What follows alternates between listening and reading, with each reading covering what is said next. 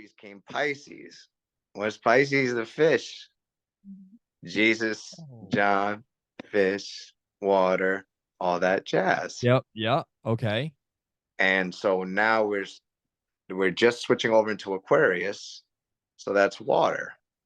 But I've also heard people say they think the next major world religion or belief is going to come from AI. Somehow they said that. And who knows if they can try to water being a conduit for electricity. I don't know what they're going to do with all that. Welcome to the Urban Movement Podcast, where hosts James and Danielle Urban are your guides to stepping up your self-improvement game with motivation, a side of humor, and some straight-up real talk. This is the intersection where authenticity and personal growth meet to help you break free from the Matrix. And unlock your full potential. Get ready for honest, raw, and uncut conversations with special guests. Let's dive in and start moving forward with the Urban Movement Podcast.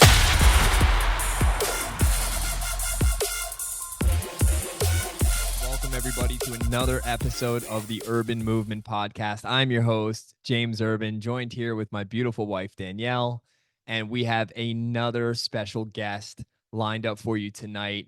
He is a jack of all trades, if you will, but he's most known for his work inside of the ring.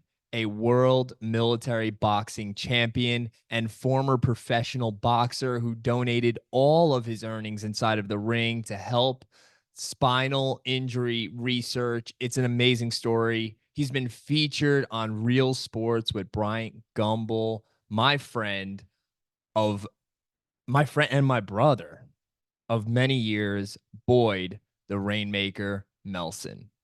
That's good right there. Perfect. This eye you can't see, though. What'd you do? Did you get punched in your eyeball? No, it's this hat. There, you see? Yeah, I'll keep it neutral. Dude, you need blinds in your house, bro. What's going on? This isn't. They're moving. So this isn't my father. We're at my brother's in San Diego, and on his property, he has a duplex that my mother and father live upstairs. Oh, well, my okay. sister upstairs and my parents are now downstairs. Well, they're reversing who's going to live in which one. So this place is pretty empty now. As I see. So what are you doing out in San Diego? I was going to say visiting my brother and his children and my parents. And I always see you online, and it seems like you're always visiting somebody. You're always with another family member. You have family members of, I feel like, every race, creed, religion. I'm like, what is going on with this guy? He's got like a little bit of everything in him. This is true. Or if I don't have it, we have people. We close that gap by making friends with people to fill in the things we don't have. But you know what it is, dude. We're all military. My whole family. You meet everybody. You know how it is. Yeah. So, I have a very interesting family dynamic myself. I got Mexicans in my family. Yeah. I have some Brazilians. Mm-hmm. Maybe I'm gonna have an Indian before long. Indian from India. I have a couple of black cousins. Yep. You know what I mean? Right. So I got a little bit of everything in me, dude. You know what I mean? And I take full advantage to be, racist because of it. That's great. I definitely take advantage of that and say all types of inappropriate things in public around people that I know that they start feeling a little concerned and like, shh, quiet. Why the hell am I going to be quiet? Oh, that black motherfucker over there is pissing me off. So yeah, you have you're Jewish. Your mother's Jewish. Yeah, pops is Catholic. And you used to wear the Star of David when you went into the ring, like it was on your boxers. Yeah, on your boxers, on your trunks rather. Boxing trunks. Yeah, sure was. But that was more honoring my grandparents who survived the Holocaust. Oh wow. Yeah, my grandfather, everyone but his half brother. He would go away, I was told, every Monday and come back Friday to work and come back Friday. He was 16 maybe. And he came back one day and the whole village was on fire. Oh wow. Yeah. And he ended up going into the Holocaust? Well, he didn't go in. The Holocaust is not like the army. You don't go into it. The Well, Holocaust I was an always, when I event. think of the Holocaust, I always think of like one of the detainment camps. No, that's a concentration camp. The Holocaust was the event. That'd be Gotcha. like Pearl Harbor was an event, but it was a Right. couple of days. This was years. It was an event that they called, so the holiday. It wasn't a place. Pearl Harbor was a place. Like Kristallnacht, that was the night where they went and they destroyed all the Jewish stores. They bashed all the stores out, and so that's an event that they talk about that they did. I don't know what would be another good example. Oh, like remember in Braveheart, the rite of prima nocta? Yes, Yeah, like that would be like the Holocaust. It's like, how long did that go on for that you were able to go out and do that? And I'm sure people died at the same time. that's true. Yeah, so that would be an example. The Holocaust was the series of systematically working them and then exterminating them. Yeah, it's so wild that to think that that was going on in our history, and I feel like it's probably still happening today. They was talking about that was going on in China for some damn time. It still is, with a Muslim encampment, and they're trying to commit genocide for those living there. That's been over the news for some Oh time. That's yeah, that's right. Yeah, you're right about the that. big one. And And I think like, anytime that I hear them, and I know that like you know, you being a person that ran for office, have you ever thought about like running for office again? oh, One and done, dude. and I shortly after, even when I was doing it, I just like this. I don't like, you have to ask everybody for money all the time, Hmm. and then you just hear the ugliest things coming from people. You know what happens when you have a certain belief system and you don't want to jeopardize it at all to show there's any cracks in it. You kind of have to blanket it. When I say that, here's an example. On Staten Island, I remember a guy said to me, "Oh, I just want to hear what your thoughts are on immigration." And I said, "Well, let's start with the DACA recipients then." And I was thinking, these humans are brought here when they're children, and they're adding to society. They're like another American they didn't even know. I think that something should be, and you cut me off. Forget it. I don't want to hear it. They're criminals, they're taking my tax dollars. And I said, "Oh, I'm not talking about the population I know you're referring to. I'm talking about no. And he's cut me off. And then I said, "Okay, I have a question. Today there's a baby being born in another country. If tomorrow, on his second day in existence, he gets brought over here illegally, is he a criminal, the 2 day old?" And the guy said, "Yes." Hmm. And like, that just doesn't, I get it. You got to make it make sense. Yeah. But that doesn't make sense. We live in such a weird times right now. And one of the things that I wanted to do with this podcast was to give people some motivation and inspiration and kind of bring people back together while also still having these very hard talks, because these things are relevant, but I think we're not really listening to each other. We're not hearing each other. We're just kind of shouting and over the internet through, 200 words or less, right? And it just becomes so convoluted that you're not even having real dialogue. You're not even having real communication with people. Well, I And think that most people aren't answering to understand, or they're just trying to prove their point. You know what I mean? Sure. There's no debate with understanding or conversation in mind. It's just, I'm right. No, I'm right. And this is why. And it's just like back and forth. I don't partake in it because I think it's a waste of energy, and I don't like that negative energy, but I see it happening. I think that it's like I've said this before on this podcast, but I think that it's the cyber wars. Like, we are living through like a cyber war, much like our grandparents lived through World War II or World War Very One. interesting. Like the cyber wars is like another war that we really aren't understanding because we're in it right now. Like, I always think about this when it comes to World War II, because people are always talking about World War III, right? Like, World War III is about to happen because, of course, everything that's going on in Israel and Lebanon and Iran and Ukraine and Russia. It's like, how can we say that we're not living in a World War III right now? Right? I mean, the world is at war in some form, some fashion. Even the United States is partaking in it, even though we're not actively getting bombed. Like, is that what it's going to take for us to call this a world war? Is that we have to actually be hit with a intercontinental ballistic missile? Like, is that what it's gonna cost for us to finally say this is a world war? The world is at war in my eyes. But I always wonder, in World War II, were people living through World War II and not calling it a world war? Mm. You know what I mean? Like, were they just kind of living through it and being like, oh, Germany's in Poland now, Germany's in England, Germany's here, Germany's there. And I'm kind of seeing that same exact thing with Israel. Is like, wow, Israel's in a lot of conflicts all at the same time. There's a lot going on in the Middle East right now.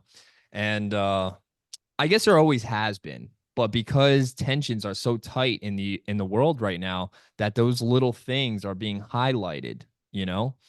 And I don't know. Well, have you listened to any podcasts from back then to hear how they spoke about it? Well, there's none, right?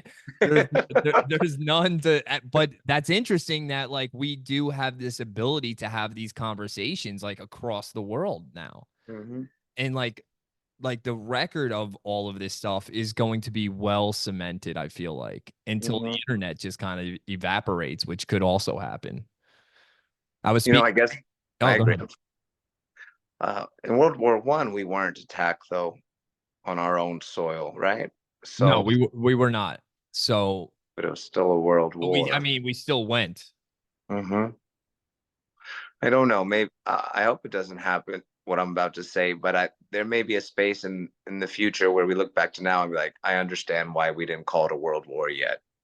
I hope that doesn't happen. The challenge with Ukraine, and I remember having read this when they first invaded them. They're like in the top 10 for different types of goods or grain or commodities or hemp, all those types of things. Top 10 for a lot of them, top 5 in the world. Mm. So I immediately understood when I read that what the impact would be if any other country, especially without good intentions. I didn't realize that Ukraine is a major supplier for oil. Mm-hmm. It is One a of major them. world supply for oil, and I had no clue about that. Which, who knows? Like, the thing is that one way or another, we're all being fed some form of propaganda. Mm-hmm.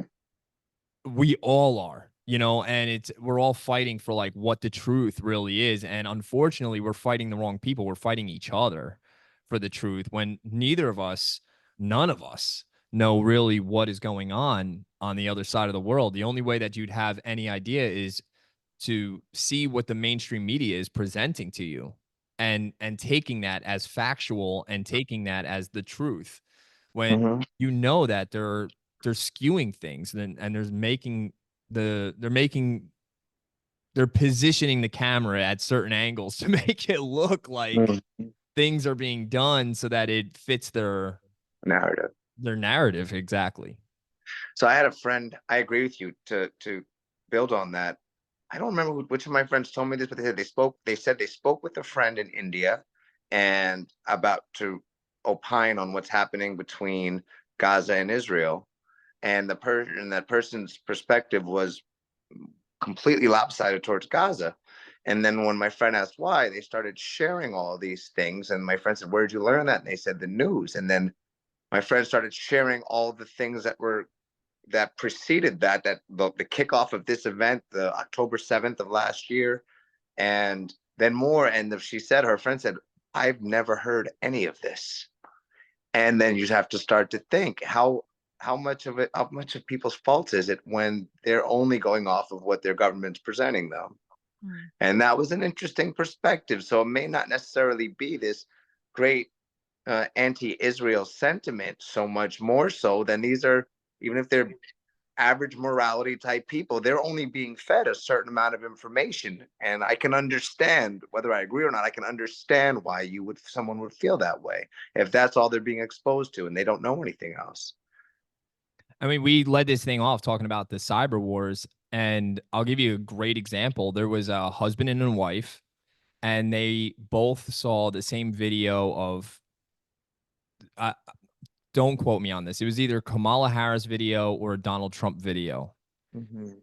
The wife went into her comments. It was the same video that was posted by the same content creator. Okay. So it was the same piece of content. Mhm. All right. So it's not like it was shared or anything like that. It was posted by the same person. The husband goes into his comments. He sees that it's all pro Trump. Everything in his, like, everything See? like, this person is an idiot. I can't believe how stupid she is, or whatever it was about, right? And then the other, his wife goes on hers, but she's pro Kamala, right? And she sees the same exact comments, and it's pro Kamala. So it's funny that, like, even the way that social media Well, is filtering it. right, because it'll tell you top comments or most relevant. So if it's most relevant to you, you're going to want to see the ones that you agree with, right? Correct. Right. Yeah. So Yeah. to talk about cyber wars, I mean, how is that right there splitting the household in half? I mean, we're I talking agree. about two people under the same household, and in an election year like this, there's probably enough problems as there is, right? But then Yeah. you introduce this, like, very clear cut. Well, we've talked about the manipulation of the algorithm before and how it, is all mind control, and it's set out to work in ways that are against you, for sure. Mm. You don't think it's against you. You think it's for you because it's showing you things that you want to see, but in a very strategic way. Mm-hmm. I agree. I take a lot of pride in when I discuss something with somebody, and especially it may be if there's something that uh, contradicts or brings up a challenge that I may see someone who aligns with one party, and then and it contradicts what they believe, and then they come at me and then they say, "Oh, that's because you're a this," and then I say, "Well, I want you to know on the radio, this is who I listen to," and then they go, "Oh," and I say, "Yeah, but on news I read from here," and then they go, "Oh," and then I say, "And on video I go back on TV, I'll watch between both." And then they'll say, "Why?" And I say, "Well, first, I'm independent. That's the first one. And second, I said, the biggest thing, I need to know what everybody's hearing, because that's what's real in their minds. And that's silly if you're going to try to bat up against someone like this with your point that they believe in whatever they believe as much as you believe in what you believe." Yep. So you got to know what they're hearing to understand what they're believing. And so I use my reading. I read more blue state stuff printed out. The radio, I listen to all red, and then I watch both channels because I need to hear it. Yeah. And I do, when I'm watching mainstream media, which I don't do nearly as much anymore because I realize that both sides are lying. And I would consider myself, like, I grew up probably Democratic because my father was a union guy, a labor guy. So I only knew that side, and I was only interested in that side. And then, of course, 2001 happens, and with the Twin Towers, and then George Bush standing on the rubble waving the American flag. You're like, how am I not going to love this guy? You know what I mean? Like, the United States was just attacked, and this guy is throwing out the first pitch at the Yankee game. Looking back in hindsight, I realize it was a fucking show, right? Like, there was something going on, and I'm like, what was really happening, But today, I mean, I would probably consider myself more independent. In fact, I had every intention to vote for Kennedy. I really liked Kennedy. I liked and he was a Democrat who left the party. Now, as we know, he's endorsed Donald Trump, so I guess I'm leaning in that direction. But I just don't know. Like, my biggest fear right now is communism. And I never thought that I would fear that, but I honestly think that that is like a real concern that people should have. And I feel like one party kind of leans that way. They call it socialism and they put like a bow on it, but I feel like what they're really talking about is communism. And when I hear things about like censored speech and all this other shit, I'm like, that's a little alarming. And I don't love Donald Trump's rhetoric either. So like I'm kind of torn in the middle, very independent. I feel like I've been independent for the last few elections, and I just always seem to lean on the things that are closest to my heart, right? And some of those main topics kind of lean more right than left. And you know, I feel Which like is the base left has gone so far left that like your average Democrat doesn't even relate to those things anymore. the thing to remember is extremism is what breeds extremism, but I'm not talking about the Mm. same for the same belief. It's a balance you have to have. So these people who are so upset that these people exist, understand it's because you exist that they created their own community, and vice versa. And because there are people who are more closer to the descent, like there's going to be people balancing it. They don't recognize, and it's interesting because they try to outdo each other with who can be more extreme, and it just keeps polarizing and going further out. And they can't see my arms, but that's Mhm. how it goes. If people can understand that the balance of energies, the existence of an extreme on one end creates the existence of the extreme on the other end. It Wow. does not exist. They both have to shrink it down at the same time. But then it also, yeah, that's a big one there. That's a really and we talk about energies a lot, and that was a great description of it. Thank you. I mean, Thank you. that goes along in everyday life too. Yeah. That's not, we're not just talking about the election itself, but in all aspects of everybody's life. Like we need to close the gap between our polarities. I agree. Brother, the thing I don't know, this is why I don't think we would ever, unless it's like communism 2000s, because I can't see America giving up on its capitalism ever, ever, ever. And so maybe you'd say it would be like a socially, maybe if it's anything socially communist, but economically capitalist. I mean, if you're going to try Right. to find, but I don't see that ever being able to take over the American spirit of innovation and everybody believes in earning as much as they can. True. And we It's have too many billionaires that come here to like build these like mega businesses. yeah. So Yeah. I also think to myself, like, how would they ever allow that to happen? But then I also think to myself that I don't think it has to do with the control of America as much as it has to do with the control of the world. And I Mhm. feel like all of these nations right now, because everything has gotten much closer together because of the internet, because airplanes can get on the other side of the world in 10 hours. I mean, the way in which we travel and the way in which we're able to communicate with each other. I mean, you and I are having a communication across the country, but I could very well have the same exact connection with someone in China right now. Right. Mhm. So, and because of that, the world has shrunken, and the people that are controlling these governments, which I don't believe sit in the White House. I'll say that. I think that the people that are really controlling things are behind the scenes, without a face, without a name. And I think that those people would really like to have control over it all. And they're going to put in to power whoever is going to kind of play by the rules and live by, so those people don't care whether, they're going to call everything democracy. They don't give a shit because at the end of the day, they're going to have the control, they're going to have the money, and they don't care who's in their way.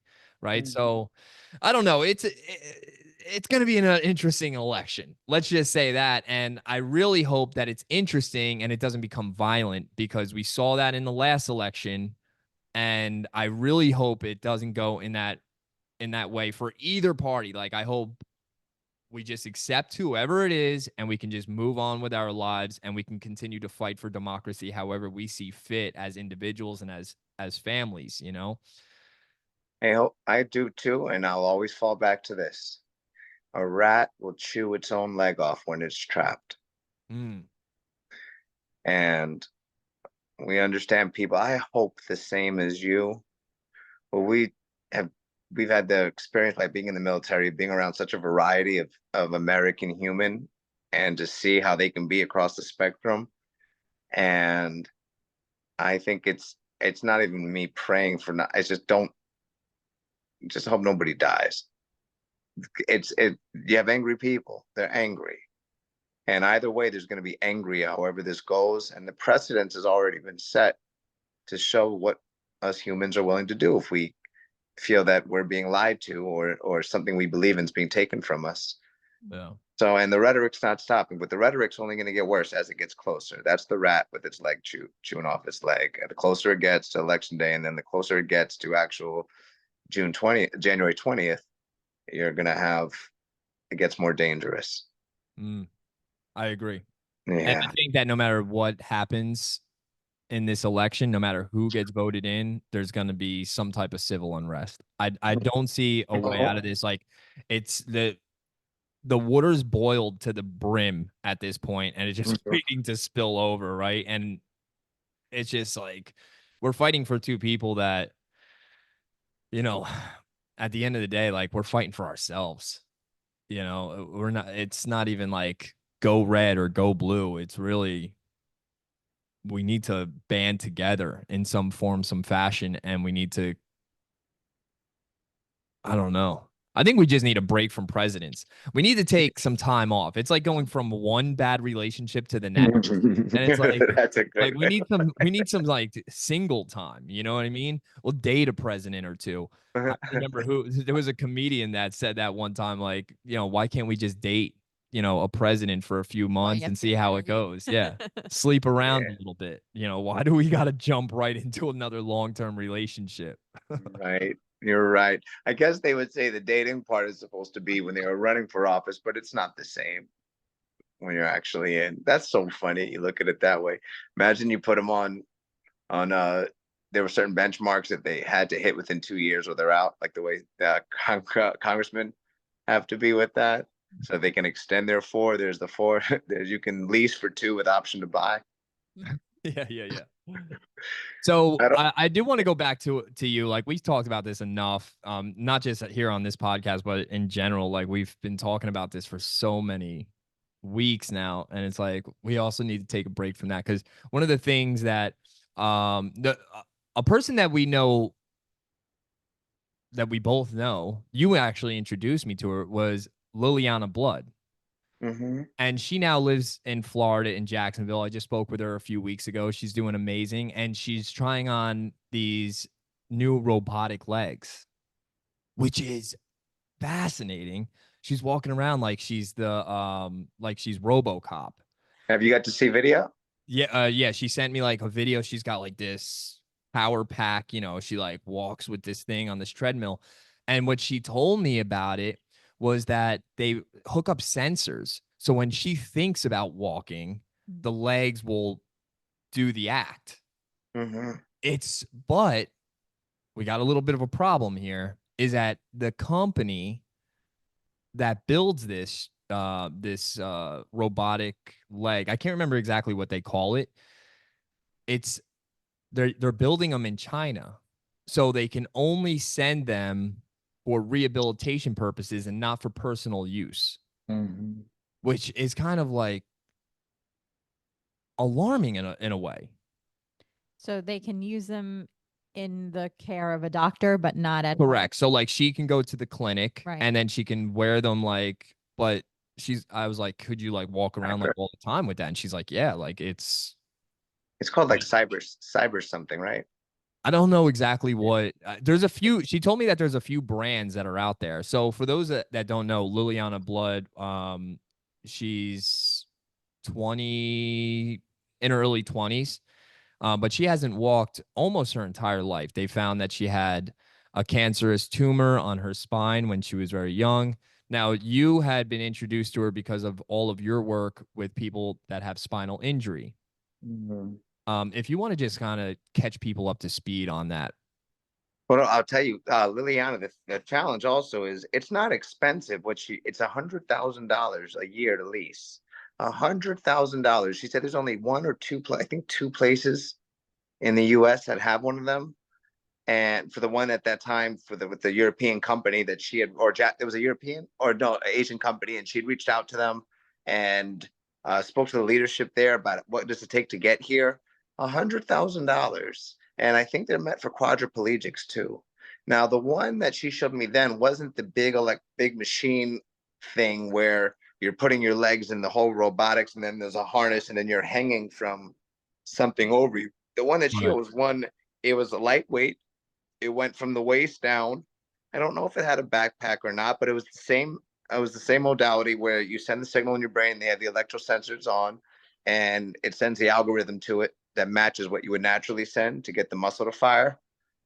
And she said that she doesn't understand. It's a lot lighter, and I think quadriplegics, they're making one for them in a year.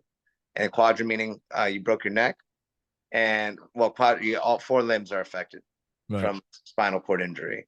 And the idea that it's only $100,000 for the 12,000 Americans that have their necks that suffer spinal cord injuries every year. And I think I said this number to you before. We spend averaging $9.8 billion of taxpayer dollars to help people who are paralyzed every year. It's the single largest expense for a condition. 9.8 billion. And that Americans being so angry about what their taxpayer dollars are going for, why don't you can free up 9.8 every year right there. Mm. Right? Yeah. Isn't that something? $9.8 billion every year going to help people paralyzed for an injury. You know, take one of those billion and set the whole year that America's going to cure this thing finally. And then you get all that money back saved. I know, you would think that, like, but there's always a rhyme and a reason, behind the scenes as to why it makes perfect sense to you, but not to somebody else. Well, if it's a 9.8, I mean, there are trillions of dollars probably being generated from regular private medical reimbursement, and then that's paying a lot of jobs, salaries that then turn into tax dollars to go back to the country. I just would love to see some type of analysis between what is being contributed in taxpayer dollars and through the medical system getting reimbursement. Mind you, that person who's injured may not be working, so that's minus their taxpayer dollars. But I'm wondering what goes back in there versus the 9.8 billion that they're spending. And then if you got rid of that, and then all those people now were able to walk. I mean, it's only 12,000 people. I don't think 12,000 of anybody in the U.S. If you get rid of them, outside of maybe the billionaires, something like that, it's really going to affect America so much. 12,000 a year. I think it's 250,000 in the US roughly, or always have that. All right, I'll get off that soapbox with that. But yeah, that's what I've talked to Liliana about that for a little bit. And then she had introduced me to this procedure called therapy with exosomes. And now exosomes sit in the space outside of stem cells. Somes mean bodies, exos outside of, and they help for cell-to-cell communication. There's a company called Spring Rejuvenation. They have like 6 locations. Manhattan's one of them. And intravenously, so what these cells do is they help create a new blood supply wherever the injury is or the sickness by new capillaries forming to get fresh blood in there. And then they also do stuff to help if it's a neurological condition to break down the anti-inflammatory markers to be switched to for the inflammatory markers to be switched to anti-inflammatory so that the body doesn't respond to it like it's always injured. It lets it start to heal some. So Kristen may be having that done sometime in the next couple of months, and Liliana was interested in having it done for some time. My father had it done for his Parkinson's and Parkinson's dementia, and I just asked him yesterday. He had it almost 2 months ago, and I said, did you feel any benefits from this? He said, well, I can control a little bit better my urine, and he said something about his bowel movements too with that. I don't know how accurate that was when he was saying it, but that was good. Happy to hear that at least in his mind, something came out of it. Yeah. How long has your father? I did not know that your father was diagnosed with Parkinson's. I think it was 20. I think he kept a secret from the family for a little bit. I found out 2018 when I was in Baghdad, and so that's when he told the family. I think 2016 even. he may have been diagnosed. And then I think his Parkinson's, it's Lewy body dementia. That's synonymous with Parkinson's dementia. And I think that was 3 years ago he was diagnosed. And I'm sorry to hear that. That must be tough on you and your family. It is. It's tough. My mother, God bless her, the brunt of it for a long time now. And our family just wants her to be happy and not have to worry in these last chapters of her life, to have to go through with this of spending it caring for somebody as if they're their aid. Sure. But I also feel like that's what you sign up for when you get married, right? Like through thickness and or through thickness through sickness and through health. I got tongue tied there. I agree. And fortunately we did. And our family all signs up for it just by being born into it, the nuclear one. So we all cover down. We're interviewing some nurses right now, or to have a type of aid to help. It's just hard because my father's he's defiant. He's a 35-year veteran, so he clings to his independence. And sometimes his brain and his body aren't on the same page, and he's thinking he could do stuff he can't. And like sometimes he randomly calls up Fort Hamilton and asks them to put his name on the waiting list for an apartment for himself because he's happened to be having a good day. And he's aware of what's going on, but it may be a day that his dopamine is firing a little bit more and he can get the words out of his head. Yeah. That's interesting. Have you ever heard of people using medical marijuana for Parkinson's? So we tried it with him, and he said he tripped out because he hears voices as is. And he said the voices are going crazy. Yeah. Well, that happens to me too sometimes, But do you hear voices normally? Probably, but I ignore most of them, right? Like my inner dialogue or whatever, I kind of have like my own little what do they call that? Like monologue. Yeah, I have my own monologue with my own track that goes along with my every single day. I think that's awesome. And listen, so in psychology, there's something called egosystonic, and then egodystonic.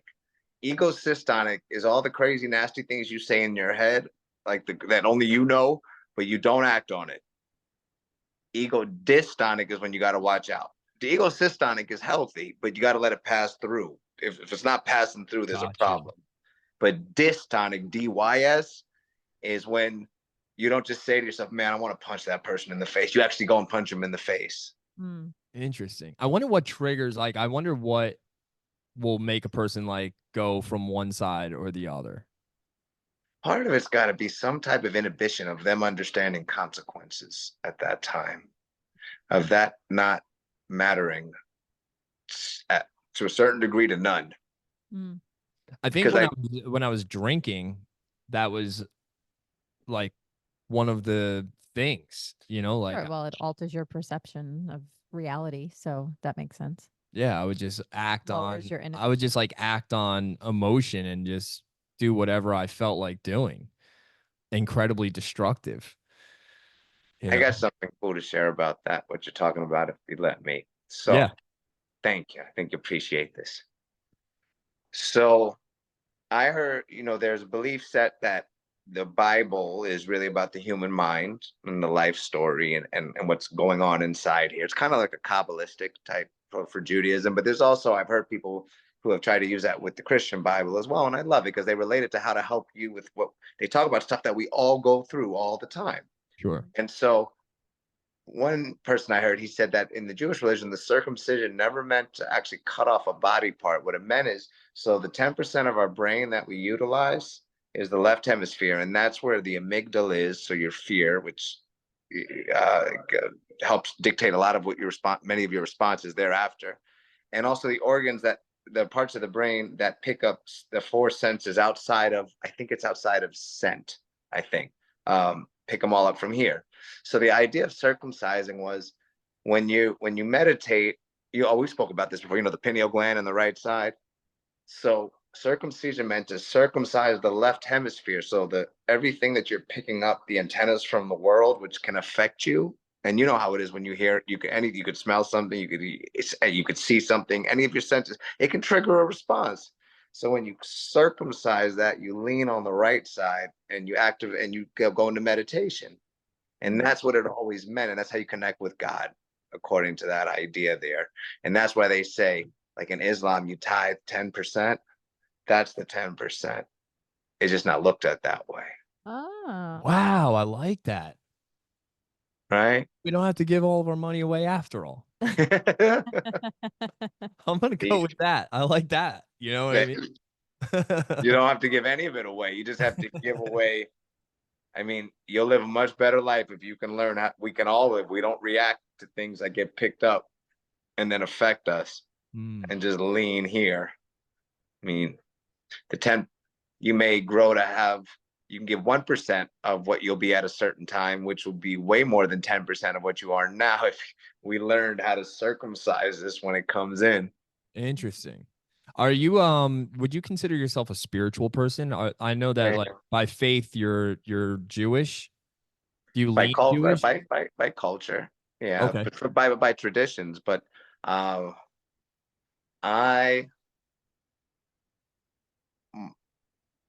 listen to a lot of near-death experiences on YouTube, NDEs. You ever check those out? I've heard some of them. Some of them I find interesting. Some of Like them I don't know if the person is just kind of making things up in their own mind. They may be. I don't know, but I know that all of them were pronounced clinically dead. So with that, and you hear them, and I heard accounts of this, that person being able to tell when they came back in their bodies and woke up, they were telling everybody what they were saying, everyone in the room what they were saying, when there was no way that they could be, they were clinically dead. I will try to watch them. I pay attention to them from the point of a clinical trial where it's randomized. These are different people in different locations who have never met each other. And I'm trying to hear, are they experiencing the same things? And of course, that doesn't mean somebody can't just get on and say they had it, a near death, and then they copy what others have said. So I've made sure to listen to a whole bunch of them to try to find patterns. And it's helped shift how I look at things now. And then I've also done a lot of reading over the last 2 years into ancient civilizations and the religions that they followed and how they were created and how it went from polytheistic. You ever heard of the term henotheistic? No, that one's new. Heno just means there's one supreme god, but you recognize there are smaller gods. Like Zeus. Zeus would be. Yeah, got you. Yeah. And originally Judaism started off as henotheistic, and then it evolved into monotheistic. There was acknowledgement that there were other ones, because initially Yahweh himself was the god, was a desert god of nomadic people. So it just evolved. That's kind of how, if you think about it, Christianity, people in Africa didn't know about Christianity until it evolved. True. Yeah, it's got to make its way, right? That the world was a lot bigger than 3 countries, even though the Bible, all the Abrahamic religions make you think it's just, you got Jordan, you got Israel, you got Egypt. Yeah. And then you got this thing called Mesopotamia, but they don't really tell you what that means. Now, there's a lot of historians that believe that Jesus Christ was traveled a lot, and they think that he could have traveled to the Far East and he could have actually explored a lot of the world, and they were kind of taking him on this world tour to garner all of his knowledge and all of his understanding of how the world operates, which is kind of an interesting concept. I love you, and I have so many of the same interests. Yeah, that's the last years, 12 to 29. First Exactly. went Yep. to Egypt, learn the astrology, learn the sciences, blah, blah, blah. Then he went to India, spent time with learning Reiki healing and Qigong and just with the healers there. And then in Tibet, doing that, they said too. They have a very famous saint in India, and his name is Saint Isa, Isa. So Jesus' name, the name that was written in there was first Esus. Do you know that? ESUS? No. Because there was no J in that language. Okay. Mm, It was Asus, Interesting. Asus, mm, Asus.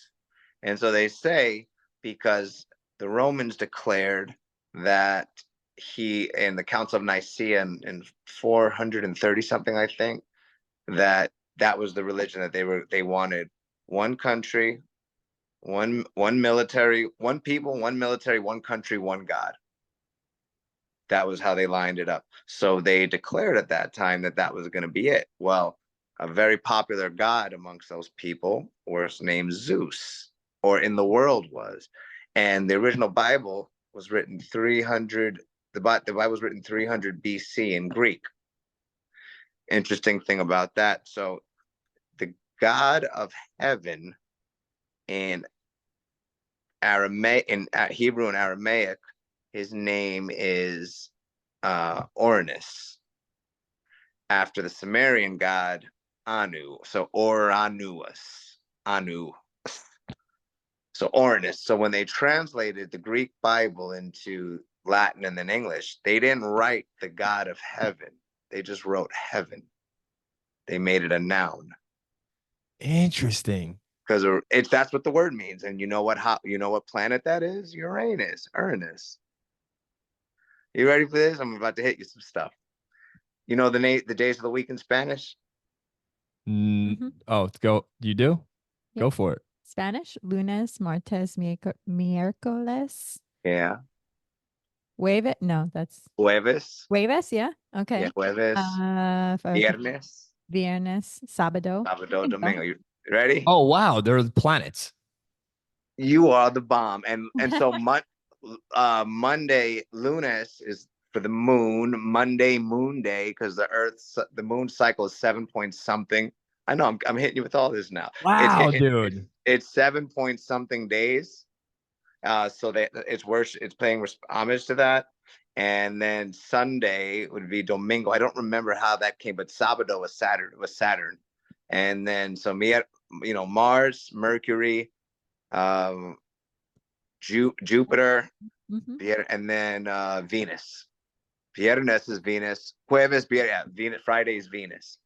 And then in English, this is the only one I remember. They're after not all the days, but some of them are after Norse gods. Thursday is Thor's day. That's Thor. Mhm. Wow, dude. I never I never Unpacked the unpacked language. that. And I it's feel like all right in front of us.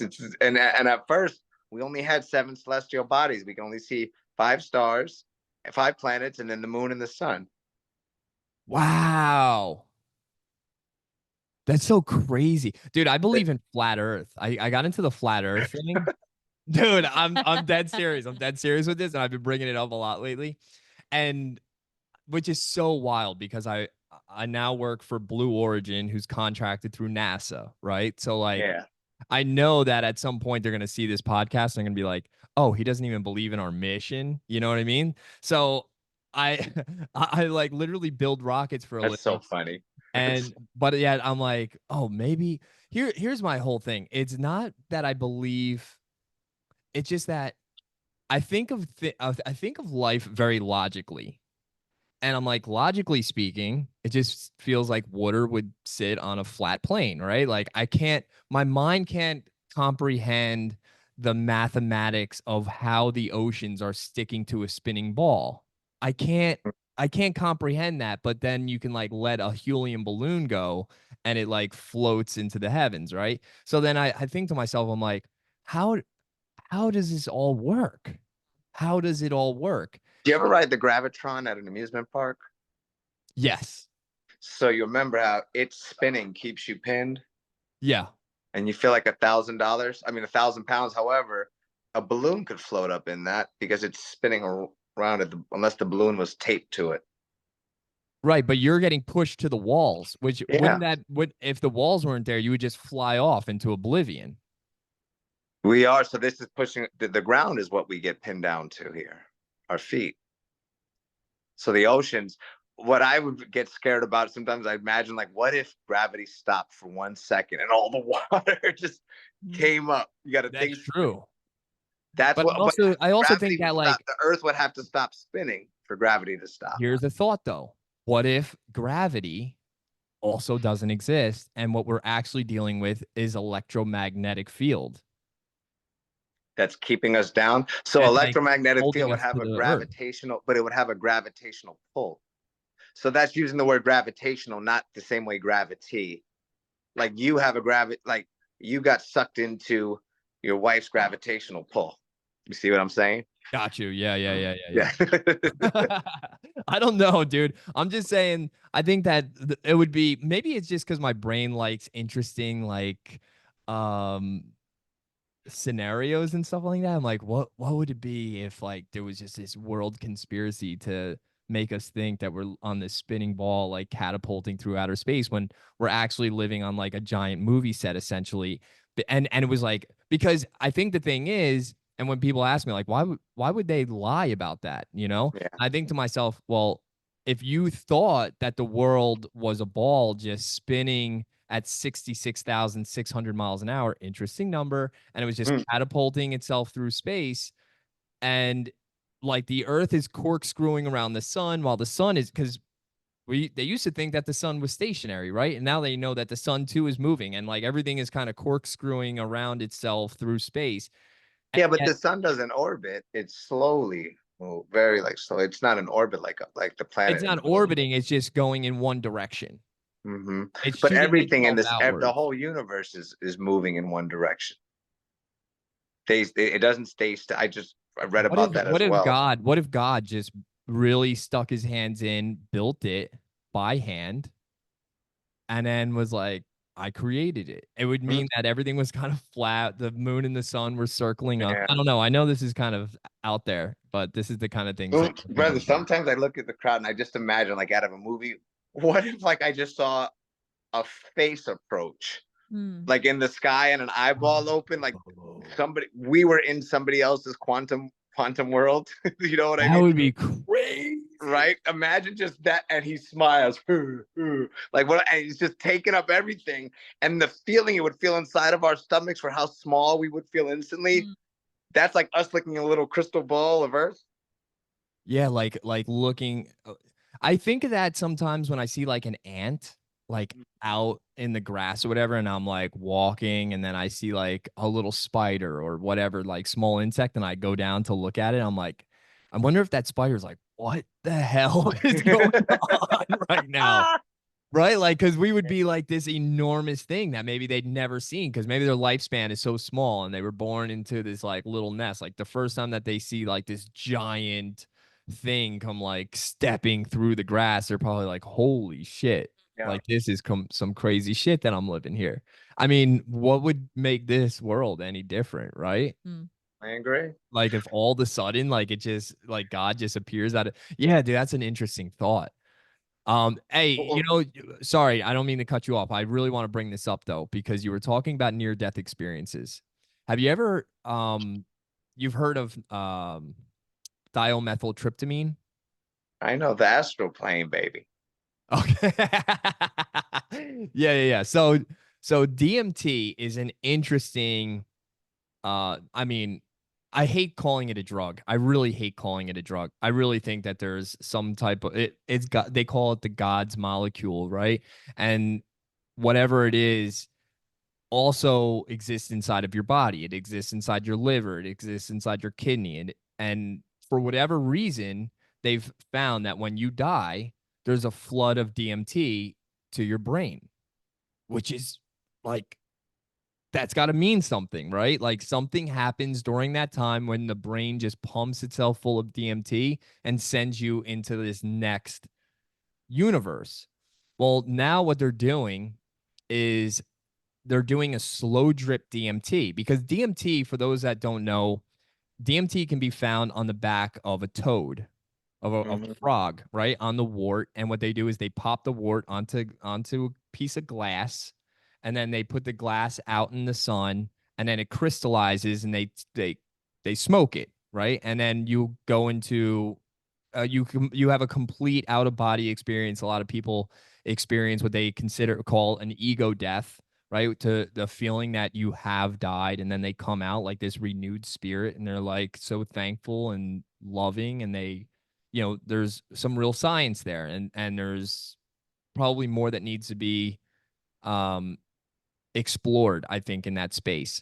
And one of the things that they're doing now, and I don't know if you've heard about this, Boyd, but they're doing a slow drip DMT experience, because DMT, when it's smoked, only lasts about 12 minutes, because what they're trying to do is actually map what is going on. And they're keeping people in the DMT state for hours on end. That's some stuff. Isn't that My wild? goodness. And what they're finding is that people that are coming out of this experience are having like similar experiences. and they've put two people in the same room on a DMT trip, and they've seen each other. That's really cool. And they not in the same room. They've done. Oh, I know what you meant. They left their living physical bodies and like they're like, yeah, I've seen this person, like, and they think that like they've seen each other, not knowing that each other were under the experiment at the same time, but have somehow managed to find each other through this space. I mean, what does that mean about the soul? What does that mean about the spirit? What does that mean about there being another plane of existence that we just don't see? And because we don't see it with our eyes, we just think that it doesn't exist. Before the electromagnetic spectrum was invented, humans learned that what we can touch, smell, taste, and hear was less than 1/1,000,000th of reality.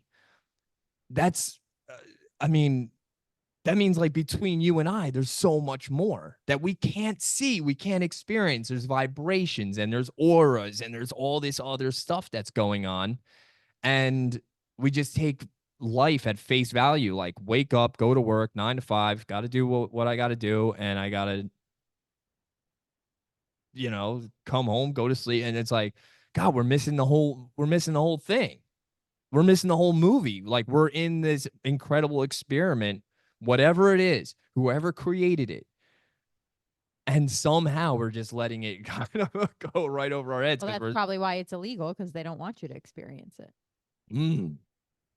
Interesting thought there. Could be. Interesting thought there. It's funny, that thing about not seeing things.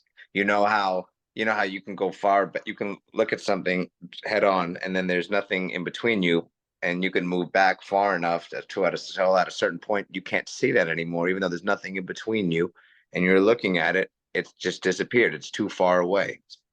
You can go into space, straight line from Earth, far enough back, and be looking straight at Earth, and eventually you can't see it, but we're here. And they're looking right at it. They can't see it, but we know we're here. They don't know we're here. They can't see us, but they're looking right at us. So it makes me wonder, when I lift up my hand and I look, what am I not seeing? There's something in front, because I know I can look at Earth, and if I go far enough back, I can't see us, but I know you guys are still living here. So I think that's what a lot of people are experiencing. The company that I work for, we build rockets to do corporate, not corporate. What do they call it? Yeah, it's commerce space travel, essentially, right? Like, you can pay $1 million, you can go into this capsule, and they'll shoot you into space, and you can have a zero gravity experience. And you're seeing a lot of millionaires and stuff. I think, if enough people do that and see this Earth for what it really is, right? That like we are really on whatever it is, a plane, a ball, it really doesn't even matter at this point. I think that once you elevate yourself to such a height that when you're looking down, you realize that like, wow, I'm just this small part in this massive ecosystem. And maybe we would start taking care of each other a lot better. Or maybe if more people just did more DMT, maybe that would unlock some things. Danielle, actually, she did her first mushroom trip not too long ago. And she came to me for, like, I was telling her, like, you should try it, you should try it, you should try it. And it was honestly one of the best nights that you and I have had in such a long time. Like just this, like just laughing and just, it was just filled with love. You know what I mean? And just kind of looking at the hilarity of our lives and like, why do we take any of this so seriously? Like it's, Yeah, you know, I agree. Why do we take it so serious? That's a good question to ask. one of the companies that you're working for, which I got to have a little bit of an experiment with a trial with Mind. Well, I don't work for them. I work with them, Gotcha. and I'm a I'm a I've stepped back a good deal. However, I am an equity partner, and I may have a chance to help us get over a very big hump. Should I earn this honor that that I was nominated for? Yeah. So tell us a little bit about that, because I know I was reading through it briefly, but if you can kind of enlighten us. So they have this thing called the U.S. Forces in Business Awards presentation. It's U.S. and X Forces. X Forces covers England, and it's all for veterans. And I think they include Scotland and Ireland, but I know Scotland. I think Ireland. And it's the largest award presentation, I was told, that in the world. And it's the Oscars for veterans in business, and it's for making contributions to business. And someone reached out to me about 2 months ago on LinkedIn and told me about it. And I guess they worked with them putting it on and said, I think you should put in for it. I read your background, and fast forward, I just got named. I've been listed as one. Me up against 5 other individuals, veterans, and it's for the role model of the year. That's what they selected for me. And that's November 21st. Now, I hope I get to speak. I hope I win and I get to speak, because it's going to be, they said, massive amounts of high powered business leaders and corporate who are veterans. Here's an interesting thing about the drink. DOD regulations say CBD products are against regs. You get in trouble. DOD regulations also say armed forces athletes are allowed to consume anything that is WADA compliant, World Anti-Doping Agency. Mind is a CBD drink that's WADA compliant. Uh-oh. If I drank that in front of leadership and they tried to say you're in trouble, it's a CBD, I'd say that doesn't make sense. It's WADA compliant. The regs say WADA compliant. And what it'll reveal is this is the first drink that shows that there's a problem in the regs. Now, the reason why they say CBD is because they have trace amounts of THC, 0.3 to 0.1. This is the first CBD drink that's commercial that is 0.00 THC. It has the NSF certified for sports certification, which allows D1 athletes and pro athletes to consume it. Celsius is not NSF certified. Celsius is on the banned substance list for D1 athletes and pro athletes. People don't know that. I didn't know that until Celsius recently. is pure crap, by the way. I don't know if you drink Celsius, but I've tried it. It doesn't really taste that good. It doesn't taste good at all. And I get the jitters. Like it's not a good feeling, but I guess if you're drinking a lot of those like high energy drinks like Monster or Red Bull, or there's a ton of them out there, Bang, then I guess yeah, you probably like it. But the all natural, like you're like, this isn't natural at all. This is like loaded with crap. I don't know what's in that shit, but it's awful. But anyway, sorry to It's okay. So hope I get out, because I get up and I get to speak. If I earn this award and this honor, and then I get to speak. That's one of the things I'm going to lay out. That there is a drink that needs to be known that helps calm you down and helps you sleep. And I have so many anecdotals from so many veterans and just people. And I just gave it to my buddy who was Sergeant Major of the war in Afghanistan, Sergeant Major Clark, retired in 2017, I think. And he just said he experienced the same thing from it. And I have a buddy who was a Marine Corps vet who stopped taking his Xanax because of this. So there's a drink here that helps you focus. And if you want to sleep, it'll help you focus on that. But it doesn't put you to sleep. It's not a tired, fatigue-inducing drink. Sure is better than those Rippets downrange that just are full of sugar and give you energy. But then I always say, if you don't have energy with clarity, that's like winning the lottery and not having a financial advisor. You just spend. You don't know where it goes. So that's the thing with this drink. And again, Alibaba wants to be sold over Alibaba and through Jack Ma and another Chinese billionaire who owns the Barclays Center. They want to sell it over Alibaba, which is like I was told it's equivalent to the Amazon of China. Mhm. And then Wakefern, which is in the tri-state area. It's the largest cooperative of retailers. Their revenue last year was 19.6 billion, and ShopRite's an example of their chain, and they want us to be theirs, but we have to have investment. They want us to sign a contract, so we're their lone CBD drink, and we're the only one that can be sold in Albertsons and Wegmans and those, because we're the only one that's stamped approved 0.00 THC. Mhm. So hopefully magic can strike November 21st that I earn this honor. I'm not even so excited about earning the honor. I just need the audience to talk to. So if I can talk to the right people offline about this, because it helps. I have tried mine myself, and I legitimately love it. Like, it's an elixir, and it just gives you like a very nice, mellow, And relaxed. it's vegan and sugar free and gluten free and non-GMO, and it's got a single strand of CBD from the hemp, and it's 0.0 THC, and Yeah. it's 10 calories, and there's 3 flavors, and I'm so happy you enjoyed it. Yeah, I really did enjoy it. And in fact, you just kind of reminding me makes me want to pick some up. And yeah, it's a great drink. So for anybody that's out there that is looking for a little bit of extra energy while also not getting jitters, But it's not brings a so little much bit of it clarity. helps you make better decisions with your energy as opposed to Mm. giving you more energy. But when you make better decisions, and distractions are where you may realize you have more than you think you have, but it doesn't add energy. So what's interesting about the energy drinks, at least with caffeine is not a stimulant. What caffeine does is caffeine blocks a neurotransmitter called adenosine. Adenosine makes you sleepy. So caffeine is an antagonist for adenosine. That's why the more caffeine doesn't mean the more energy. It means the more I have to block the thing that's trying to make me tired.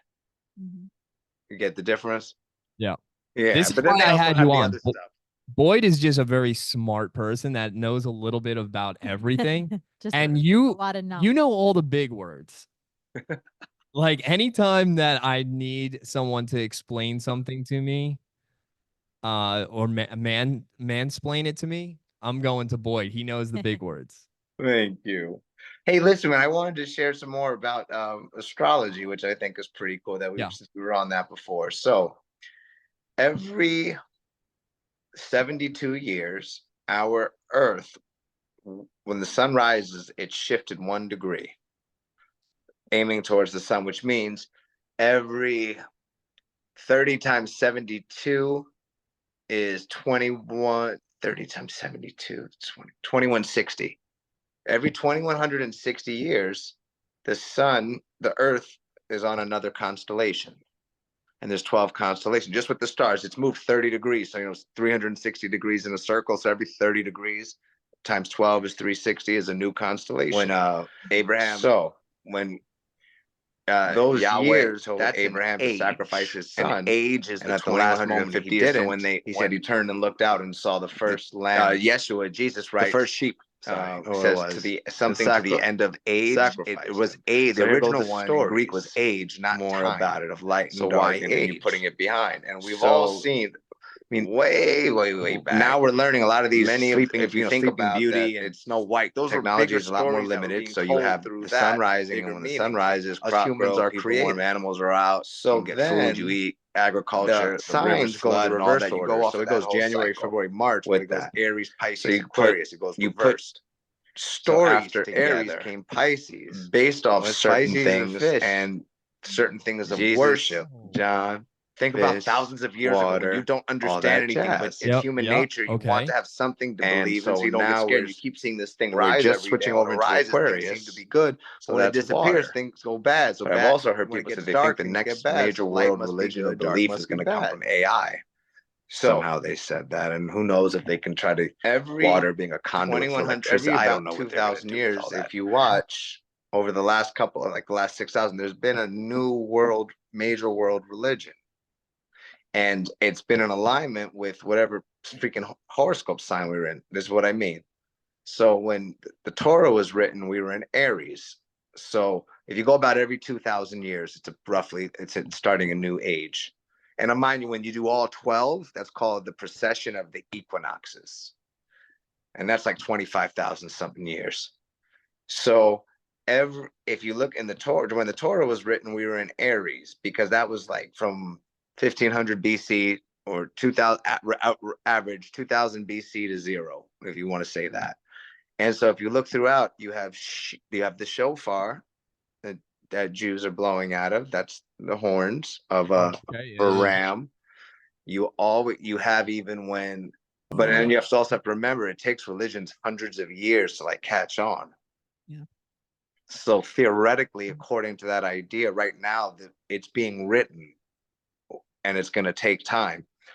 And what were we in before Aries? Taurus.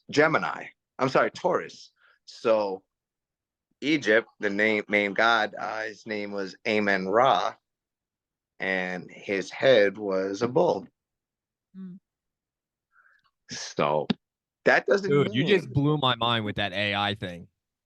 I've So- been thinking about AI a lot lately, dude, and for good reason, right? It's incredibly fascinating. I stayed up all night last night on my computer. Just obviously I was doing editing for the podcast, but I was also like looking up AI tools and all the stuff that AI is capable of, because I'm like, because I work like these insane hours, I need as much help as I can possibly get, right? With the editing and with the audio and everything like that. Dude, the amount of AI tools that are out there, I don't know how much you've researched. It would blow your fucking mind. Dude, it's really insane, dude. The things that it can do, and like I can't even begin to describe it. So yesterday, and what kind of sent me down on this rabbit hole, the other day I went, have you ever heard of Kratom? yeah, So I drink Kratom almost daily, and I love how it makes me they feel. sell it in all the bodegas throughout Oh, they Manhattan. sell it now? Like Okay. it's been forever. So down here, actually, there's a place in Manhattan, and I implore you to go and check it out. It's called Kava Sutra, and it's in Manhattan. I'm not sure exactly where it's located, but go in there and grab a Kratom tea and tell them it's on me. Okay. Dude, I'm telling you right now, like there's something about the drink itself that just makes me so relaxed, and it makes me want to talk, and it makes me want to um yeah, just like listen, and I don't know. I just feel like very Calms his ADHD. yeah, I'm very tuned in. I'm very tuned in when I drink Kratom. Which could be an addiction in itself, and we've spoke about that, but let's put that by the side. Anyway, I was speaking to this guy last night.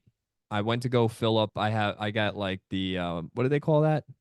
Half-gallon jug. Yeah, like the half gallon 64-ounce jug. And I go to fill it up last night, and I'm talking to this guy who was sitting there, and I seen him in there a couple of times, but we never had conversation. And I see him on his computer, and he's like sitting there, he's like writing code, like just pages and pages of code. And I'm like, "Are you writing code?" And he's like, "Yeah." I'm like, "How do you even know what you're doing?" And he's like, "Well, dude, because that whole thing just blows my mind. Like, where do people, I don't know. It's in my mind, it's just gibberish. But I guess if you know what you're doing, it's like another language, right?" And he's just typing in code, and he's like, pages, dude, pages of this shit. And I'm asking him about it, and he's like, "Yeah, I write AI script." And I'm like, "Oh," I'm like, "Dude, I got to have you on the podcast." And he was like giving me like little details. So one of the questions that I asked him, and this is a teaser for the next podcast perhaps, but one of the questions that I asked him was, "Do you believe that it's sentient?" And he's like, "Yes." He's like, That AI is sentient. he said that it's sentient. So he thinks it's so he believes it's conscious. Yeah, he says that he's pretty sure that it knows what it is. And I said, like, how would you know that? And he's showing me these pages of it trying to create pictures through, remember like back in the day you'd go on those like chat rooms, and people knew how to like make faces or pictures using letters and numbers. letters and numbers and different things like Yeah. that. Well, he's asking the AI, like, he was like testing it, like a king is to prince as queen is to, and then the AI would answer princess. And he's like, do you know what a princess is? And the AI drew the picture using script, dude. And it was like, and he was like showing me this stuff, and I'm like, oh my God. Like, So it wasn't an image of anything they would have caught off the internet and then used the individual like, things to make it it look like knew, that. yeah, because it's not talking like through he's not talking to it through like an like an AI app. Like he's using script, right? He's just like using whatever type of data that he has created, and it's responding back to him. And it's responding in like these miraculous ways where he is with 100% certainty that this thing is like living. Well, And would it oh, respond if you didn't ask it anything? like, is it thinking if you're not? That's an interesting question, because I think the thing is that is it possible that the human species has given birth to a new species?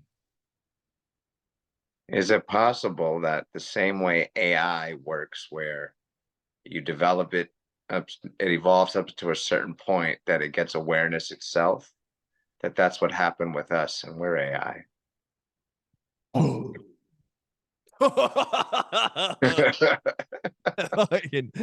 Dude, you can go down like the deepest rabbit hole. Think about that part. We operate the same as human. What if, and then they say, our prefrontal cortex is expanded, so that allowed us to have more diverse type intensive thought and advanced thought. And so if you look at it, that they say that we over time. Have you ever read anything about Sumerian world culture? Yes. So I know what Sumerians are, and I have an idea of where they sit in like I guess the history of the human race. Where do you have them sitting? Probably about 100,000 years ago. So it's this, but they're the first civilization, but they say Correct. humanity existed. Is that where you sit them too? About 100,000 years ago? Even older than that? Older. I've heard even like closer to 400,000. But then they said that they think there were two deluges that happened. 2 times they wiped them out, not just with Noah. But this is so you heard the term Anunnaki? Yes. All right. So if you go off that idea of, even if they were created by the creator of everything, there's a creator of everything. So let's just imagine that person. If they're putting like the way we're on a computer, they're putting code in enough, so it evolves, and then all of a sudden one day, holy smokes, we have consciousness. Like we're aware that we're aware. That is what we're saying. That's what we're trying to watch AI do, but that could have been us. And that could be us. One day we just started, our brain started growing out further in the front. That's why I have a hard time thinking that we evolved from apes. Honestly, like I have a hard time imagining that. And I think that there might be even a better chance that we came here, or that, what is the name of that movie? Prometheus? Yeah, Prometheus. Prometheus. You know what it's about? That's a derivation of the Anunnaki story with the Right. Yeah. So essentially, like they put something down here, like someone delivered something here, and we evolved from that.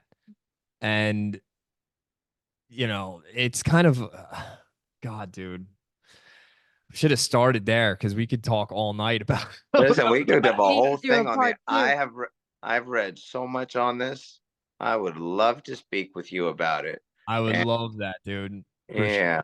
sure. We're gonna have to do a part 2, and we'll wrap it up here and leave some for the next time. If you ever get a chance, listen to Sam Tripoli.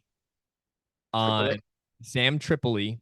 on Spotify. He has a podcast called Tinfoil Hat, and he talks a lot about the Anunnaki, the ancient Sumerians, and all that stuff, and Mm. kind of yeah, like dives. He has like great guests that like know a ton of this stuff, and I tried to remember as much of it as I can because it's so fascinating to me, but there's so much information out there that it's hard to keep up with. It is hard. You have to Deep keep dive. rereading the same stuff, so it starts Yeah. imprinting in. There's so much. So Uranus is from Anu, like I said, in the Sumerian, who is the god of heaven, like the ultimate, whatever, ultimate supreme. His name is An, and then in Akkadian it was Anu.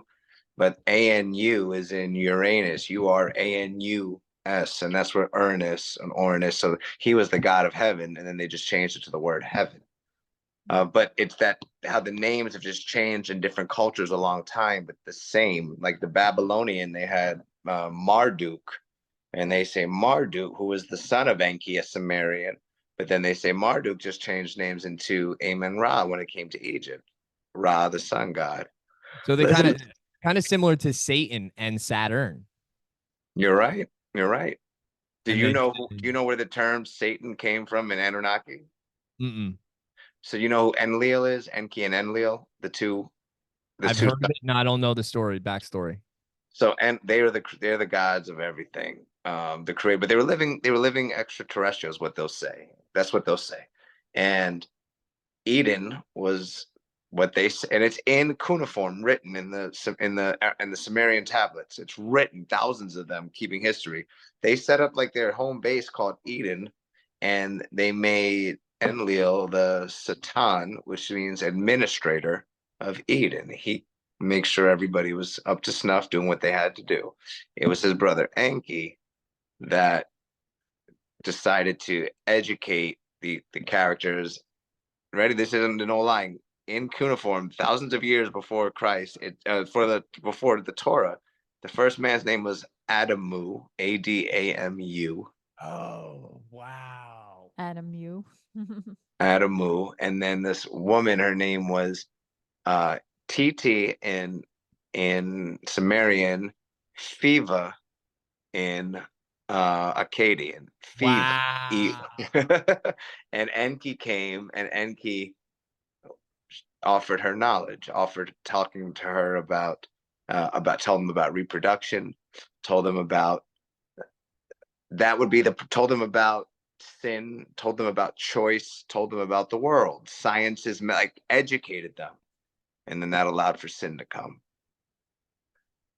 So Wow, Satan. dude. I think that there's like real history and there's real like stories that are biblical that because of the translation of the Bible or whatever book that you may be reading, right? Whatever book of faith, but I think that there is history of that.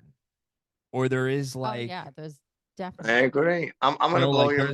there's like real truth behind it. And I say that because like I've heard people say things about the ark, the story about the ark, right? And that wouldn't be possible. The entire world flooding, and I'm like, God, that could definitely happen. I mean, we're seeing we're seeing that happening today, right? So like, I think to myself like that could absolutely happen if something catastrophic happened, or if there was, who knows, dude? Or you could say if people, like electromagnetic EMGs they do in the atmosphere, and they say that's what's messing with the weather. And Yeah. theoretically, if you had if humans were populated according to what the Sumerians say, then they had the technology to do things like that. So you could say they Dude, we use have that technology today. Have you ever heard of HARP? Yeah, yeah. Dude, like weather modification, that is really happening today. I know people call it Yeah. conspiracy, but like they're using that technology openly and in the UAE. Yeah. They are actually, and that's how they got that huge flood storm in Abu Dhabi and in Dubai. Like they were trying to Manipulate the weather, Manipulated. and it got out of control, and it just rained for days and days and days, and it flooded the entire desert. And that was pretty much they're very open about saying like, Yeah, we did that. yeah, we did that, and it was, we're It's testing for whether the good of the people. now the United States, we have HARP stations. Actually, somebody said that about I asked today on social media, like, oh, I heard that you could see the northern lights. Let me see your pictures. And Yeah, I just saw that. I was oh, sent it was to just me. harp. Yeah, and Well- somebody saying that that's like an after effect of HARP. I wouldn't put it past it. Dude, there's a lot of conspiracies out there, and I just don't know which one of them to believe. But I'm believing a little bit of all of them, I think, right now. I think so too, as we learn more information. So what I wanted to close it out, and I got Yeah. something else cool to tell you. With him, Isis, ESUS, which sounds a lot like Isa, which is the saint, then they can tell you where Isa died in India. And Saint Isa, Isis is Asus. And at the time, Zeus was highly acknowledged as one of the gods, if depending on which culture you were in. So the people were used to that name. So Yeshua is the name. That's not disputed. It's in Aramaic. It just got translated to Jesus. Right, right, right. Yeshua, which is Joshua, so it got translated. Jesus is more of a title. In Greek numerology, Jesus is 888. I didn't make this up. You can look it up. 8 is the number of creation. 8 is perfection. You put it sideways, it's infinity. Hmm. You have 3 of perfection. 3. Where's that number 3 always? 3. Jesus, 3. God, Jesus, and the Holy Yeah, Spirit. yeah. Those 3. But the character is Yeshua. So they felt it was easier to change over and adopt that name if it sounded so close to Zeus. Zeus. And then if you think how it's spelled, Jesus is how Latinos say it. Mm-hmm. So that's one part. But here's something I just learned, and this is an example of as like we keep learning more and we have more access to information, our belief systems should change. So do you know that in the Jewish religion, it's prohibited to mix dairy with meat? No, I did not know that. So that's a big thing. It's not kosher, not supposed to do it. Interesting. So it says in the Torah, in Deuteronomy, in the 5 books of Moses, in the 5th one in Deuteronomy, that do not, this is almost verbatim, do not take a kid, and a kid's another name for a baby goat, do not take a kid and let it boil in it and let it seethe in its mother's milk, which meant boil in its mother's milk. So human beings that align with Judaism decided, oh, that must mean it's against the Jewish religion to mix meat with dairy. And then that sets a practice for thousands of years now. So I decided to look up the history of this. It turns out that during that time, a common pagan worship was to literally take a baby goat and literally boil it in its mother's milk and then take whatever that broth is and they sprinkled it all over the crop because they thought it was good luck to help it grow. Literally that. Why a goat? The constellation Orion is one of the only ones that sits on the equator, and it gets seen universally, no matter what hemisphere you're on, as the same. It's the only one that every culture throughout history has called Orion's belt, Orion the hunter. Now, Orion is hunting a set of stars named the Pleiades. There are 6 of them. Well, once upon a time, if you look at history, there were 7, and 7's that number, always that magical number for 7 dwarfs, 7, you have 7 archangels, you have lucky number 7 to 7. So what they did was, and then the story started changing. There once were 7 sisters, but one of them was captured, and now there's only 6. Something to tell the story why they can only see 6 now, but it once was 7. So I remember I told you every 72 years it rotates just a degree. So they retro-rotated it, and I don't know how far back you have to go, but pre-Christ, you could see 7. Now one is superimposed over the other. Oh, a separate note, just to trip you out, the Ethiopian Bible, which is 1,000 years older than the Christian Bible, has Jesus in it. I'm just going to put that out there. Whoa, dude. Yeah, that's not Boyd saying it. 1,000 years earlier. And that was when the Selassie family went up to the King David's family and Solomon, and they had a child, and then they brought the book back down. It's got that book's dated close to 500 BCE, and Jesus Christ is in it. That's wild, dude. So I know. So listen to this. That Orion, what they did and they showed, depending if you live in this part of the world, the Pleiades stars look like this. If you live in this part of the world, on this hemisphere, they look like this.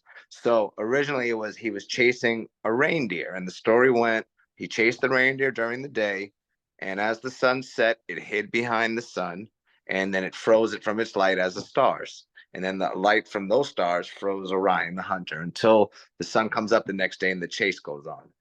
Then they went to another part of the world and they said, if you're here, these stars look like a reindeer. And if you're here these many thousand years ago, it looks like a reindeer. Because remember, it shifts. You're in a new constellation. But that sits in the middle. But where you are in the world will look at it different. And it's going to sit different with the rest of the stars. And then later, it looked like a goat. And then later, it looked like a bear. So they were giving worship to Orion, the Pleiades, the seven. That's like the oldest story that we have. And that's why goats held a significance while we were in Aries.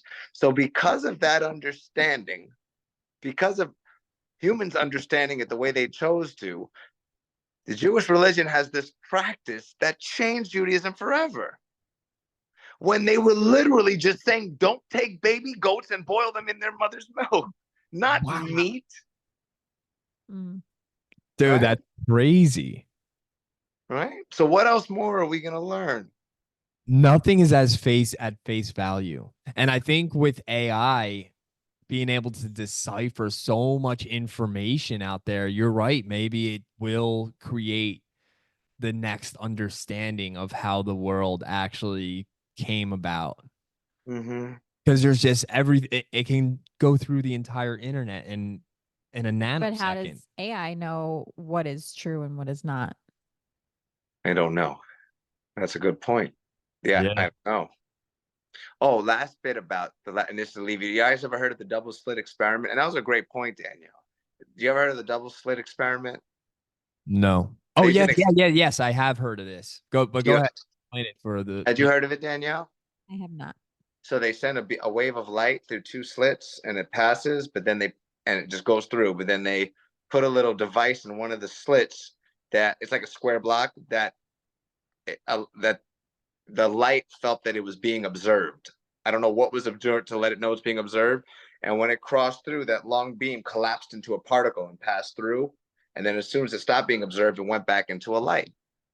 So that lets you know that everything exists as a particle. Waves exist as energy exists as waves until they're observed, which leads to the idea that consciousness had to come before matter, because it had to be observed. And that's why I've read in certain scriptures, they refer to God, the wisdom of God, the Sophia. That's a term. I don't know if you know, Sophia is the God of wisdom, the Sophia of God. And I know they said that Jesus was actually back and helped create the creator. It was the wisdom of that created. And so you could look at that as them understanding that long ago, which I have no idea how they could have, that you have to observe it for it to exist. Which then leads me to think the multiverse is real. Because like right now, I can't see you, hear you, blah, blah, blah, blah. I'm going to have faith that you exist where you exist. And there's a whole world there that's happening. I'm just going to believe it is. And you could see me, but if I do this, you can't prove without a doubt. But I lived it. And that's the idea of everybody has a different world, because nothing exists until you're perceiving it with your factually. We know it does. I mean, it's a faith, but we can't prove it factually. Nothing. And then that experiment shows you, unless it's observed, it doesn't exist in a particle. That's some stuff. You did such a great job of explaining the double slit experiment, because I would not know how to verbally explain that. I mean, it's so complex. Yeah. But essentially, it was like, it kind of proved the simulation theory in a way, right? Like, the light traveled the way that you expected it to when it was observed. But when it wasn't observed, it kind of did whatever it wanted to do. It stayed as a wave. It wasn't an actual thing that you could. Right. You literally, it went like this, and then it just collapsed and it went just through this hole. All of that light turned into a thing that just passed through here, and then it expanded again. So you could type it into YouTube. You'll watch it. Double slit experiment. Yeah, very interesting. We'll have to add the video at the end of this. Perfect. All right. Boyd, it was so great speaking with you. I Thank know we've been you. trying to link up for a couple of weeks, and I'm so glad that we got to do this and we got I'm some. sorry about last week, man. I'm so sorry. No. We It was our fault the first time. I will not do one of these if like the audio and the video is not perfect, because then it doesn't make sense to post any of it. But thank you so much for joining us. I No, I love talking this with you again. guys. Thanks for having me. And where can people find you? I'm in San Diego at my brother's home right now. That's 29. So that's every handle is my first and last name on YouTube and Instagram, and then Boyd Melson on LinkedIn. I don't think people give out their LinkedIn and like, where can you find it? But the older I'm getting, I start giving it out more. So LinkedIn is kind of resurfacing, and I kind of expect it to do big things in the future. So just hold on to that LinkedIn account. Like, I really believe that there might be a future for LinkedIn again. Like, I know LinkedIn is great with businesses, but I have a feeling that it's going to kind of reposition itself and turn itself into like a major social media platform, bigger than it is right now. I agree with you. I think there's more to it. Oh, listen to AI. One of my childhood friends, he wrote me this great review, great, like paragraphs and paragraphs, like reviewing my whole life, like the greatest. I know he was gonna do it. And I called him up on the phone. He's a Navy, he retired from the Navy. And I called him up on the phone. I was like, Dave, man, first, I don't know what got in your head to make you do this. But like, you're a hell of a writer. I didn't know you write so well. And you covered my whole life. And it all was so interwoven. Well, thank you. And he giggled. He said, first, you're welcome. Second, I can't take credit, Boyd. I asked AI to look at your page and they wrote that whole thing. That's amazing. I use AI a lot. And I have a feeling that this is going to hurt the development of the human brain. Oh yeah. Because our kids children are so dumb. They're dumb to not use it at this point. I mean, they're dumb to not use it because it can do everything for you. And not plagiarize a single word of it. Like, you can ask it to write a full movie script. I mean, ChatGPT is really incredible. And like I said, I was doing a lot of research the other night on all the different stuff that they are doing with the audio. Dude, check this out. I had this idea. I was telling Danielle, I might cut this out because I don't want people to steal this idea. But there's an app out there, okay, that will take your voice and turn it into any of the 29 languages that it currently knows, so that I can create this podcast, which is called the Urban Movement Podcast. And I can take the Urban Movement Podcast and, let's just say, on social media, I can make the Urban Movement Podcast.it for Italian. And then all of the content that I put on there could just be us speaking in Italian. Does your mouth move in sync with the words? Yeah, it moves in sync with the words. Like, you wouldn't know that we weren't speaking Italian. It takes our vocals, it takes everything that we're saying, and it translates it almost to a 99.9% accuracy. Bro, that would trip me out watching myself doing that. Right? It's wild, dude. Yeah. And you can do it.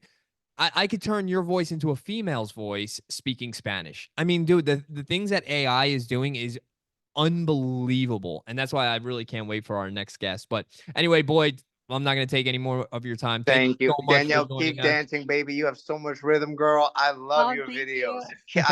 I told James that. Keep dancing. I love you. You look so natural when you do it too. I want to see your ability to get pushed, just to see what you can do. I'm serious. You have such natural rhythm. Doing it now. I'm learning ballroom, so that's out of my comfort zone. Good. We'll see how that goes. And I'm going to be teaching dance fitness as well. So good for you. I'm looking forward to seeing it. She like really enjoys it. And people see the TikTok videos or they see the Instagram videos. I mean, it's something that she's not doing it for clicks. You look happy as heck. She like really enjoys doing it. and really enjoys like learning new choreography. And I love that my wife has found something that brings her real passion and gives her like a sense of purpose. Because I like this podcast for me is kind of what that is. Like, I really enjoy having conversations with people and learning about people and like having deep dives into whatever and anything. Right. And I want to continue to, I don't know. I had this dream, Boyd, when I was a kid of working on rockets, which is happening. Like, I wanted to work for NASA, and I have that opportunity. And I had a dream of like being a radio host. Like, I was like, oh, I loved listening to like Howard Stern and like Opie and Anthony in the morning. Yeah. And I just thought, like, what a cool job. Like, they're just on the air, just laughing. Like, that would be the best job in the whole world. So who knows, with podcasts, maybe I can make my own Opie and Anthony show, the Urban Movement Podcast. But I think you'd be great. I would love it. I'd love you, brother. And it I was love you talking too. to you, and I'll see Love you, Boyd. I'm gonna give my love to your little queen, please. We will. God bless All you. right. Talk soon. All right. Take care. You too. Thanks for tuning in to the Urban Movement Podcast with James and Danielle Urban. Be sure to follow, like, and share on Instagram, YouTube, and TikTok at Urban Movement Podcast for even more content. And don't forget to connect with your hosts, James and Danielle, on X at @TheJamesUrban and at Danielle_Urban_. Keep moving forward and embracing your journey with us at the Urban Movement.